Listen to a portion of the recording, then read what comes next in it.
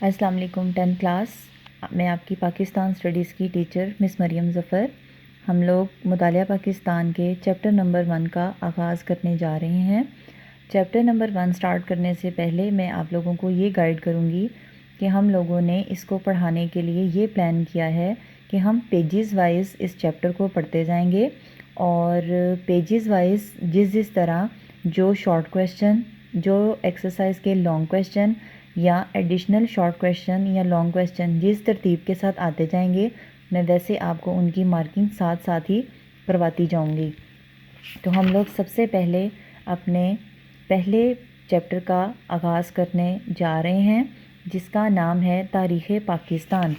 تاریخ پاکستان میں سب سے پہلا جو ٹاپک آج ہم لوگ پڑھیں گے وہ ہے ذوالفقار علی بھٹو کا دور حکومت، اور آج کے اس لیکچر میں ہم لوگ پیج نمبر 2 سے اس کو سٹارٹ کریں گے کرنا، اور پیج نمبر 8 تک آج ہم لوگ پڑھیں گے، اور اس کے درمیان میں جو شارٹ لانگ کویشچن یا ایکسٹرا کوئی کویشچن آئیں گے اور MCQs آئیں گے وہ میں آپ کو ساتھ ساتھ بتاتی جاؤں گی کہ ہم نے اس کو کس ترتیب کے ساتھ کرنا ہے اور کس طرح سے اس کو لے کر ہم لوگ چلیں گے۔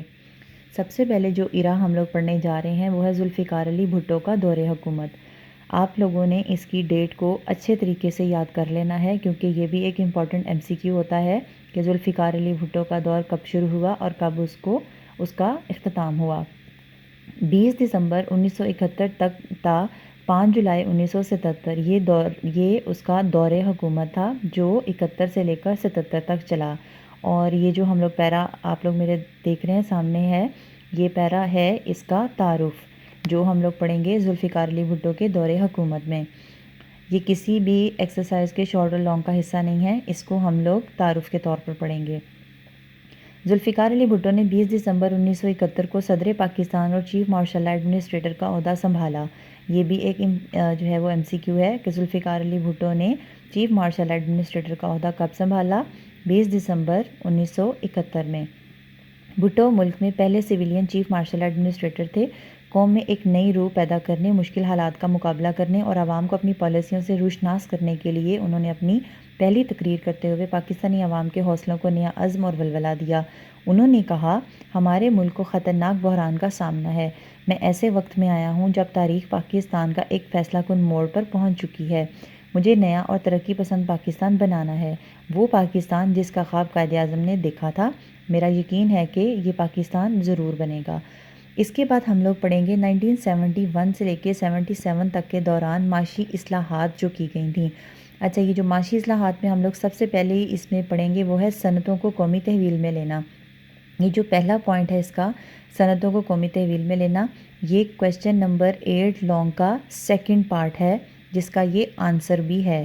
سب سے پہلے تو ہمیں یہ پتہ ہونا چاہیے کہ قومی تحویل میں لینے کا مطلب کیا ہے، یعنی کسی انڈسٹری کی نیشنلائزیشن جو ہے وہ کس طرح سے ہوتی ہے۔ اس کا طریقہ کار یہ ہوتا ہے کہ جب کوئی حکومت کسی سویلین یا عام لوگوں کے اختیار میں چلنے والے ادارے کو جب گورنمنٹ ٹیک اوور کر لیتی ہے، یعنی اپنے پاس لے لیتی ہے اس سویلین سے، اب وہ جو ادارہ ہوتا ہے جب کوئی گورنمنٹ اپنے تحویل میں لے لیتی ہے تو اس کو کہا جاتا ہے کہ یہ اس ادارے کی نیشنلائزیشن ہو گئی ہے، یعنی اب وہ ایک نجی ادارہ نہیں رہا، پرائیویٹ ادارہ نہیں رہا، یا عام ایک شہری کا ادارہ نہیں رہا، بلکہ وہ قوم کی تحویل میں آ گیا ہے، قومی ادارہ بن گیا ہے۔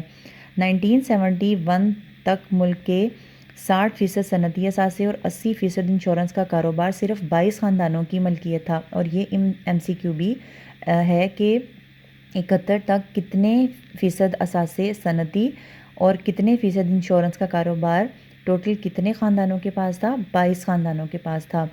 22 دسمبر 1971 کو بھٹو حکومت نے 22 سرمایہ دار خاندانوں کے پاسپورٹ ضبط کر لیے، 19 کمپنیوں کو جاری کیے گئے 10 کروڑ سے زائد کے صنعتی لائسنس غیر قانونی قرار دے دیے۔ ذوالفقار علی بھٹو پاکستان میں صنعتی ترقی اور استحکام کو عوام کی ترقی کے لیے ضروری خیال کرتے تھے۔ ان کے دل میں عوام کی بھلائی کا جذبہ تھا، وہ سرمایہ داروں، دولت مندوں اور کارخانہ داروں کی پالیسی سے اتفاق نہیں کرتے تھے۔ عوام کو ان کی ناانصافی سے نجات دلانے کے لیے ذوالفقار علی بھٹو نے 2 جنوری 1972 کو ایک آرڈیننس جاری کیا، یہ بھی MCQ ہے. یہ آرڈیننس جاری کیا گیا تھا کہ کس طرح ان 10 بڑی کمپنیوں کو جو ہے وہ قومی تحویل میں لے لیا جائے، جس کے تحت 10 بڑی صنعتوں کو سرکاری کنٹرول میں لینے کا اعلان کیا گیا. قومی تحویل میں لی گئی صنعتوں میں اہم درج ذیل ہیں. کون کون سی ہیں؟ پرزے جوڑ کر گاڑیاں بنانے کی صنعت، بھاری اور بنیادی کیمیکل کی صنعت، بنیادی ضروریات کا سامان بنانے کی صنعت، فولاد سازی اور لوہے کی صنعت، بھاری مشینری کی صنعت، پیٹرو کیمیکلز کی صنعت، سیمنٹ کی صنعت، مفاد عامہ کی سروسز کے تحت آنے والی صنعت، ٹریکٹر پلانٹ بنانے کی صنعت، بھاری سامان برائے بجلی کی صنعت.